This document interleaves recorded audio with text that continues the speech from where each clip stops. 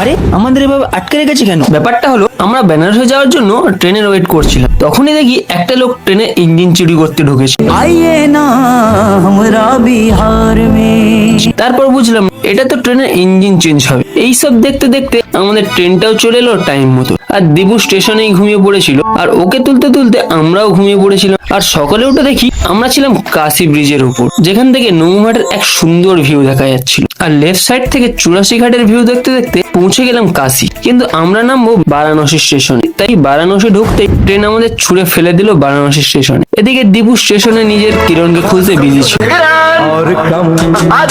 কিন্তু না পাওয়ায় আমি আমার বন্ধু ট্রলির হাত ধরেই যাচ্ছিলাম কি দীপু বলছে एलिवेटर আমি বললাম को एस्केलेटर बोलते हैं। এই কথাই শুনে স্টেশনের বাইরে থেকে কিছু লোক আমাদের ঘিরে নিল, কিন্তু পরে বুঝতে পারলাম এরা আমাদের হোটেলে নিয়ে যাওয়ার জন্য এসেছে। তারপর কয়েকজনের লড়াই দেখার পর এই দাদাকে আমরা ফিক্স করে নিলাম হোটেলে যাওয়ার জন্য, কিন্তু এই দাদা বলে উঠলো ভোজপুরি সং চলেগা তো হাম যায়েঙ্গে। তো আমরা এখন গান শুনতে শুনতে হোটেলে যাই, আর তোমরা নেক্সট পার্টের জন্য সাবস্ক্রাইব করো।